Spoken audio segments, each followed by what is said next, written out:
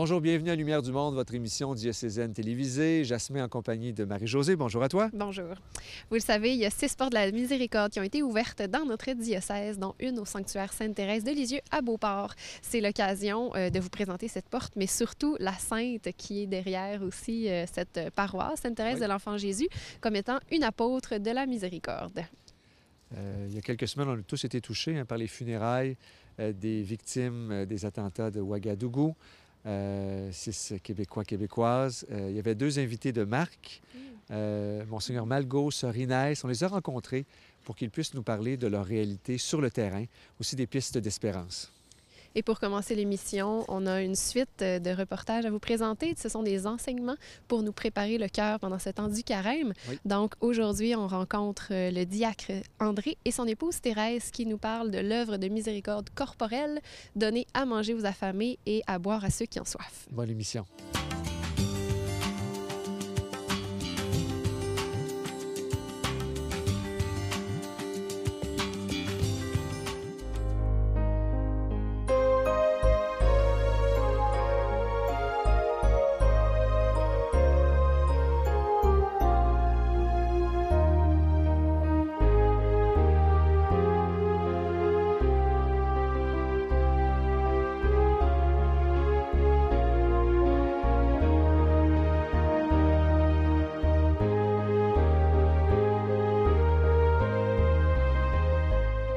Le Café La Mosaïque est une œuvre de miséricorde corporelle et spirituelle. On y trouve à manger, on y trouve à boire et on y trouve toutes sortes d'activités pour se nourrir. C'est un contexte parfait pour rencontrer Thérèse Duval et André Boileau pour parler de ce premier thème des œuvres de la miséricorde, donner à manger aux affamés, donner à boire à ceux qui ont soif. Bonjour. Bonjour. Bonjour. Il y a 2 niveaux, donner à manger, donner à boire. Il faut nourrir le corps, mais il faut nourrir aussi l'esprit. Tout à fait. L'un prime sur l'autre? C'est-à-dire que je crois que le premier prime sur le deuxième. C'est-à-dire que je dirais que le premier mouvement, c'est de s'adresser d'abord au corps. Si la personne n'a pas les besoins fondamentaux auxquels elle puisse répondre en nourriture, en eau, c'est difficile d'avoir accès à une autre dimension qui est la dimension spirituelle. Alors, ça permet d'ouvrir à une autre dimension, un peu à la manière de Jésus qui d'abord s'adresse au corps et qui ensuite peut permettre à la personne de s'ouvrir à l'aspect spirituel. Partons du récit biblique, la multiplication des pains. Jésus nourrit la foule, mais il y a des étapes. Il ne commence pas par leur donner à manger. Quelle est la première étape? Je dirais, dans le fond, il y a le voir. Il voit que les gens sont affamés, il voit que les gens sont fatigués. Ensuite, après avoir vu, il va s'émouvoir. Alors, qu'est-ce que ça me fait intérieurement? Et après ça, il va agir. Et on est invité, à la manière de Jésus, de voir, de se laisser toucher, de se laisser émouvoir, pour après pouvoir agir. En fait, Jésus, dans le texte de Matthieu, la première chose qu'il fait, c'est de s'adresser au corps, parce qu'il va guérir les infirmes. Donc, il s'adresse d'abord au corps. Et ensuite, il va pouvoir aller plus loin avec eux. Ensuite, bien, c'est sûr, on voit, il donne à manger aux foules, mais c'est à partir de la réalité ce que les apôtres ont. Ils ont seulement 5 pains et 2 poissons. Jésus part de cette réalité-là. Et encore là, c'est d'abord le besoin physique auquel il a répondu. Donc, pour moi, ça me dit la réalité incarnée. C'est l'incarnation, dans le fond, d'abord, qui, je dirais, est le point de contact avec la personne.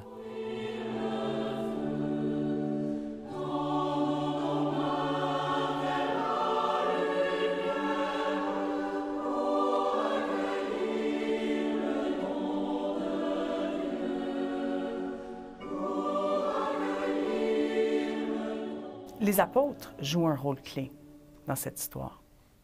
Ce sont eux à qui Jésus demande de donner à manger. Oui, mais ils veulent éviter, parce qu'il leur dit, mais renvoie donc les foules, ça serait plus facile pour eux autres. Mais quand il leur dit, donnez-vous-leur vous-même à manger, c'est que là, il les implique et dans le fond, ça aurait été plus facile pour eux autres de dire fais donc autre chose, là, on n'aura pas besoin de se forcer.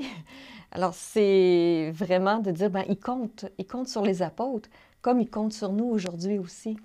Puis nous autres aussi, on est comme les apôtres. Des fois, on a envie de ne pas regarder, de ne pas voir et de faire de l'évitement parce que ça ne nous tente pas, bien, pour toutes sortes de raisons, là, mais c'est d'aller plus loin. Puis il y a toujours le danger de la pensée magique, hein, et d'attendre toujours un miracle. Mais le miracle, il commence quand la personne se mobilise et qu'elle entre dans l'action, en sachant qu'elle n'est pas seule et que le Seigneur l'accompagne dans cette réalité de l'accompagnement au niveau des réalités physiques. Qu'est-ce que ce récit me dit à moi pour aujourd'hui? Quand je vis dans un monde où effectivement il y a des gens en famille, mais que je vis dans un contexte de surabondance. En fond, c'est une invitation à d'abord voir que dans notre propre maison, pour dire ça comme ça, souvent, il y a de l'abondance, en fait. Il y a beaucoup à la fois, je dirais, de biens matériels et de nourriture. Et c'est une invitation à bien regarder, est-ce que je réponds uniquement à mes besoins, ou bien s'il n'y a pas du plus, et ce plus que je pourrais partager, puis éventuellement partager aussi un petit peu plus encore, je dirais. Donc pour moi, c'est une invitation à donner-leur vous-même à manger, c'est-à-dire à vraiment s'engager dans une démarche pour le partage. Il faut aller plus loin que la culpabilité. Oui, tout à fait. Dans le fond, c'est parce que quand je suis dans la culpabilité, je suis centré sur moi. Je suis tout le temps centré sur moi quand je suis dans la culpabilité. Alors que le Seigneur nous invite à entrer dans la dynamique de la gratuité. Alors là, je ne suis plus centré sur moi, mais je suis centré sur le don. Et donc, je suis dans la dynamique de Dieu, je suis dans la dynamique de Jésus, je suis dans la dynamique du don.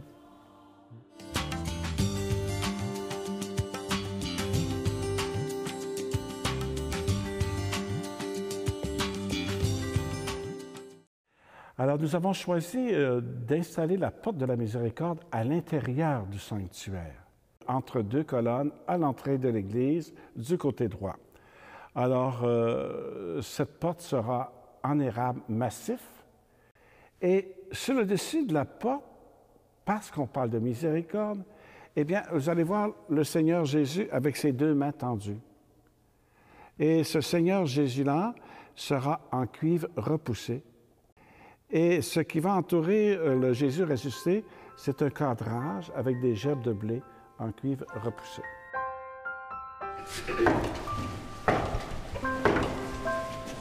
Monsieur le gardien de la porte, veuillez la débarrer, s'il vous plaît. Le Christ qui tend les mains, situé sur la porte de la miséricorde. Ceci part quand Thérèse a écrit dans ses manuscrits, au début, dans son jeune âge, à vrai dire, elle avait 14-15 ans, elle regardait un dimanche la croix qui était située dans une église. Parce que dans le temps, son père amenait beaucoup Thérèse ou ses filles à aller faire une visite à l'église le dimanche après-midi. Et un bon jour, un certain dimanche, Thérèse s'est mise à regarder la croix et le Christ qui était là, et qui tend les mains, et qui crie « J'ai soif ».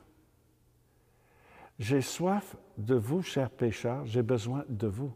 Je vous aime au-delà des péchés que vous avez faits et je vous pardonne. L'amour est plus grand que les péchés que vous avez faits. Thérèse, lorsqu'elle a voulu rentrer au Carmel, eh bien, à ce moment-là, elle devait écrire pourquoi qu'elle devait rentrer au Carmel. Première raison, elle a dit « J'entre au Carmel pour prier pour les pécheurs ». Et ça faisait suite à l'image, au souvenir, eh bien, lorsqu'elle a vu le Christ sur la croix. Et la deuxième raison, j'entre au Carmel pour prier pour les prêtres. Alors, elle est rentrée pour prier, puis dans ses réflexions, c'est comme si elle découvrait que l'amour de Dieu dépasse tout. Vous savez, Thérèse a fait l'expérience de la miséricorde de Dieu dans sa propre vie. Cet homme de 30 ans, eh bien, il a tué 3 femmes. On l'a condamné, on l'a jugé, tout ça. C'était le grand criminel. Et nécessairement, Thérèse lisait le journal La Croix. On rapportait les choses. Puis là, elle s'est dit, bon, je vais payer une messe pour que Franzini puisse se confesser, pour qu'il fasse quelque chose avant qu'il aille au ciel.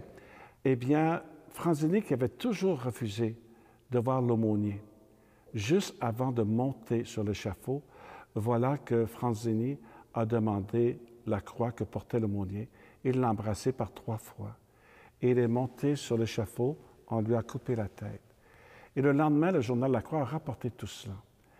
Et lorsque, pour Thérèse, qu'elle a lu que Franzini avait embrassé la croix, même si ce n'était pas confessé, il reconnaissait la présence de Dieu dans sa vie et que Dieu l'attendait de l'autre côté. À cause de son amour, à cause de le don de sa vie sur la croix.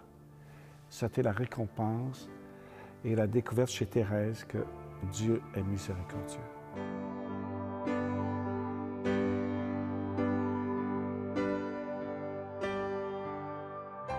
Vous savez, Thérèse est nommée l'apôtre de la miséricorde divine. Alors, elle a fait l'expérience dans sa communauté de vivre la miséricorde avec des sœurs qui n'étaient pas un cadeau. Alors, c'est un peu la même histoire dans une famille, dans une communauté chrétienne, puis des fois, il nous arrive, il y a toujours un ou l'autre qui est mal commode, puis qu'il prend la place, il prend la parole, puis ça nous énerve, ça nous fâche. Mais Thérèse a pris un moment de patience, elle offrait ça au bon Dieu, elle offrait ça pour les pécheurs. Thérèse, pour aller se confesser, ce n'était pas un catalogue de péchés. Thérèse en voulait contre le catalogue des péchés. Si elle allait se confesser, c'était pour demander à Dieu de changer quelque chose dans sa vie, parce qu'elle avait telle ou telle limite. Pour les pèlerins qui vont venir ici, qui vont franchir la porte de la miséricorde, c'est que je reconnais en moi une limite que je porte. Et qu'en franchissant la porte, je suis prêt à demander à Dieu sa grâce pour changer quelque chose dans mon cœur. Sainte Thérèse est décédée jeune, presque à l'âge de 24 ans. Elle a dit, « Je passerai mon ciel à faire du bien sur la terre. » Eh bien, une fois que j'ai franchi la porte, tout pèlerin sera invité à aller voir le reliquaire de Thérèse et d'y mettre la main, d'y poser. Parce que vous savez, Sainte Thérèse, elle peut intercéder auprès de Dieu. Mais c'est Dieu qui donne la grâce. Ce n'est pas Thérèse qui donne la grâce, c'est Dieu qui donne la grâce. Mais Thérèse peut intercéder auprès de Dieu pour que j'ai cette grâce, que mon cœur soit transformé. Pour nous, ce n'est pas juste une porte d'un instant. Il faut que ça demeure un signe de continuité, de pérennité, et qui va nous rappeler que Jésus est miséricordieux et que je peux demander à Sainte Thérèse que Jésus soit miséricordieux pour nous.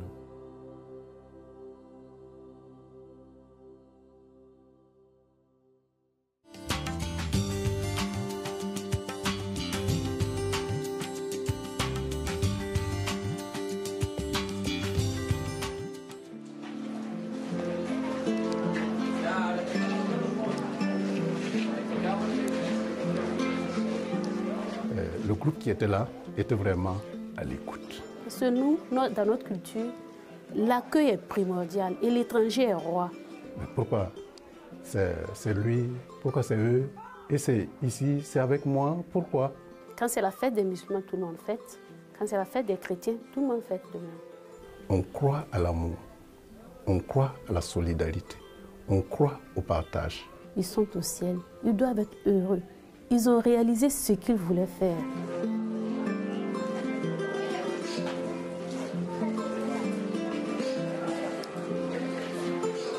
Dans le cadre des événements tragiques qui sont survenus au mois de janvier, de la perte de nos coopérants québécois au Burkina Faso, c'est un pays dont on a entendu parler. Nous avons la chance d'accueillir Monseigneur Malgaud, évêque du Burkina Faso, et Sœur Inès, sœur de l'Immaculée Conception de Ouagadougou. Bonjour. Bonjour. Bonjour. Alors, situons le Burkina Faso brièvement. C'est un pays d'Afrique de l'Ouest.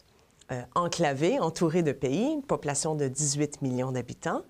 Parlez-nous de l'Église là-bas au Burkina Faso. Notre Église est une jeune Église, voilà, évangélisée en 1900. Voilà. Et il y a 15 diocèses. L'Église est vivante. Voilà, ça fait à peu près 17%, 17-18% de chrétiens, donc minoritaire, mais elle a une voix qui porte. Voilà. Et actuellement, bon, il y a beaucoup de catéchumènes. Il faut dire aussi qu'il y a beaucoup de vocations qui naissent et ça donne espoir que nous pourrons, cette Église va se renforçant et que Jésus sera connu et aimé, servi.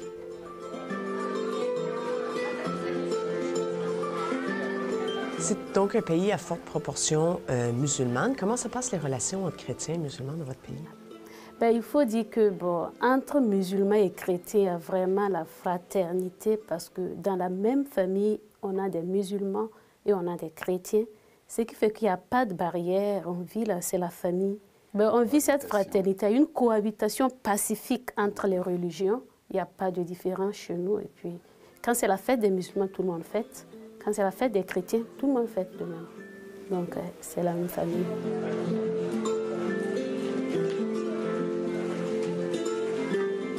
C'est à votre demande, un peu à votre appel, que vous aviez invité un groupe en particulier de Québécois à venir découvrir le Burkina. Quelle était votre pensée profonde en invitant les gens? Quel était votre désir? En 2006, le premier groupe arrivait pour une réalisation au grand séminaire où j'étais. Et ils ont fait des travaux là-bas, nous aider à apprêter des terrains de sport et d'autres petits projets. Le groupe qui était là était vraiment à l'écoute. Ils ont vraiment écouté, regardé et ils se sont laissés émouvoir. Et donc, c'est à partir de là qu'ils sont revenus et revenus et revenus. Vous étiez proche des familles éprouvées, de la famille Carrier, de la famille Chabot, de la famille Bernier. Décrivez-nous un petit peu brièvement le projet, le village où ils étaient. Ben, ils étaient à Kongoussi, situé à 110 km de Ouagadougou. C'est dans un collège, le collège Sainte-Bernadette de Kongoussi, collège de jeunes filles avec internat. Ils y étaient pour réaliser quelques projets. Mais ce qui est spécial chez eux, c'est pas le but n'était pas la réalisation des projets, mais surtout l'amour qu'ils apportaient aux enfants, aux élèves. Ce n'est pas leur première venue, ils sont à leur 4e venue. Et à chaque fois qu'ils étaient au Burkina, faisaient l'effort d'aller où j'étais, de vivre avec moi. Et ce qui fait qu'ils font beaucoup de relations partout où ils passent. Ils aimaient, ils donnaient la joie, l'amour. C'était surtout ça leur objectif.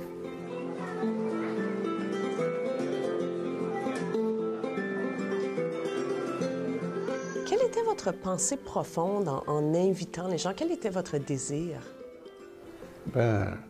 Et quand on accueille quelqu'un, on s'enrichit de la richesse même de cette personne.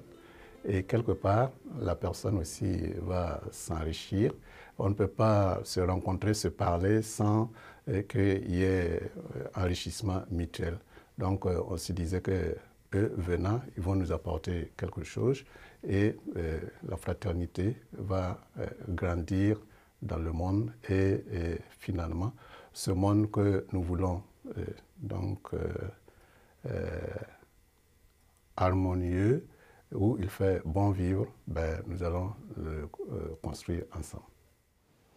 Nous savons que le peuple burkinabé est un peuple très accueillant. Comment sont perçus ces gens qui viennent de l'extérieur, ces coopérants qui viennent soi-disant pour aider et faire des projets? Comment sont-ils perçus par la population? Bien, c'est bien perçu. Les gens, ils voient ça dans le bon côté. Ils sont aimés quand ils viennent. Tout le monde veut les saluer. Et ça, c'était impressionnant pour eux. Même les petits-enfants, quand ils les voient, tout le monde accourt, on veut les accueillir. Parce que nous, dans notre culture, l'accueil est primordial et l'étranger est roi. Et on se prive de tout pour que lui soit à l'aise et qu'il soit heureux. Et c'est ce que nous vivons, c'est l'accueil et puis c'est la sympathie et tout. Dans cette optique, comment alors vivre pour nous l'étranger qui arrive et qui pense venir aider, qui pense qu'il s'en va dans un pays plus pauvre que le sien, transformer les choses alors que lui-même est transformé? Où s'opère la plus grande transformation d'après vous? Il faut dire que là, c'est un endroit de donner et puis on donne et on reçoit. Il faut dire que les Québécois, ils viennent, ils nous aident dans le matériel, mais ils repartent avec beaucoup de bagages spirituels et même moral. Quand ils viennent, la fraternité que nous vivons, l'amour, et quand ils viennent chez nous, ils nous suivent, ils partent à la messe. Ils font tout, ce qu'ils n'ont pas l'habitude de faire ici. Et puis, ils se posent des questions. Donc, il y a quelque chose qui doit changer chez nous. On doit faire ça. Donc, chacun gagne quelque part. Chacun gagne. Et quand ils venaient pour la première fois, quand ils revenaient pour la deuxième fois, c'est avec un autre visage, c'est avec autre chose. Ils ne viennent pas... En fait, quand ils viennent, ils s'enrichissent encore plus. Et puis, ils améliorent leur vie après. C'est donc une mission à deux sens. C'est une mission à deux sens. Il n'y a pas un complexe de supériorité. Ils viennent en frères. Et c'est ça qui fait la richesse. Quand ce sont des frères et sœurs qui se rencontrent, le partage est simple. Et chacun s'enrichit de l'apport de l'autre. Alors donc, ce n'est pas des gens qui viennent, on a quelque chose à apporter, pas d'abord ça.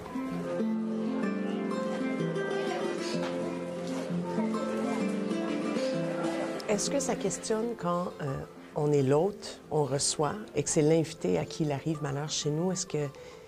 Comment ça nous touche particulièrement? Il faut dire que je ne vois pas un seul individu qui voudrait, souhaiterait que quelque chose arrive à son invité, à celui qui arrive chez lui. Voilà. Et donc, généralement, on fait tout pour que tout se passe bien avec l'hôte, voilà, qui est porteur de bonnes nouvelles. C'est dans la mentalité comme ça. L'hôte nous apporte une bonne nouvelle. Voilà. Et donc, on ne souhaite pas du tout qu'il y ait quelque chose. Et quand ça arrive, alors on est très, très affecté. De quoi avez-vous été témoin dans les quelques jours que vous avez vécu ici, proche des familles éprouvées?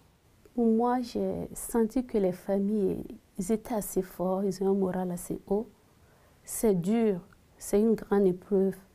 Mais ils accueillent ça dans la foi, ils espèrent. Ils me disaient hier, ils sont au ciel, ils doivent être heureux. Ils ont réalisé ce qu'ils voulaient faire. Personne ne pouvait les empêcher d'aller au Burkina. On a tenté d'empêcher l'un ou l'autre, mais ils voulaient, c'était leur rêve. Donc, on se dit, si vraiment le ciel existe, ils sont au ciel. Les gens, ils croient et puis ils essaient de dépasser cela et puis ils disent, ils ne nous arrêteront pas, le bien, l'amour, la joie continuera. C'est cet espoir-là qui va redonner sens à notre vie. Il y a quelque chose qui circule dans les cœurs. Voilà. Et ça, je crois que c'est... On professe la même foi. On croit à l'amour. On croit à la solidarité. On croit au partage. Et on croit au don de soi. Et justement, c'est ce que ces personnes-là, ces amis-là, ont proclamé par leur vie et jusque dans leur mort.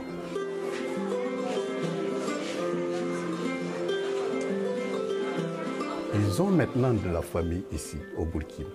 Alors, il ne faut pas que les corps repartent au Canada sans qu'il y ait un membre de leur famille au Burkina qui les accompagne. Chez nous, ça ne marcherait pas. Voilà. C'est comme si on n'a pas quelqu'un. Voilà. S'il y a quelqu'un, la personne doit être là. Voilà. Et donc, ils sont venus, ils ont tissé des relations solides avec les uns les autres. Ils ont maintenant de la famille là-bas.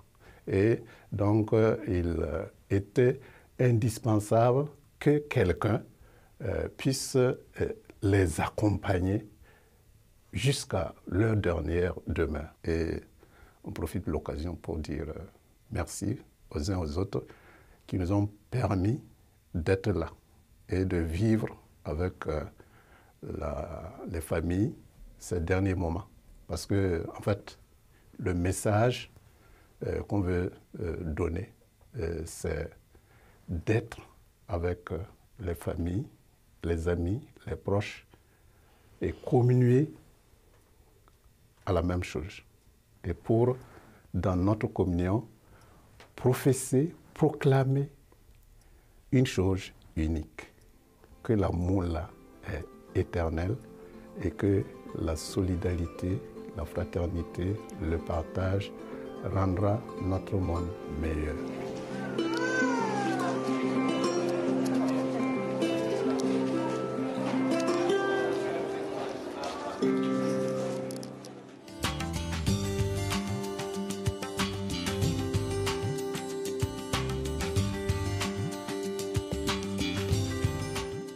Même à travers un drame comme celui qui a eu lieu au Burkina Faso, on voit qu'il y a une belle solidarité, il y a une belle fraternité qui se déploie entre les gens pour soutenir justement les personnes qui souffrent. Ça, c'est touchant, je trouve. Oui, puis j'espère qu'il y aura toujours des gens qui se lèveront.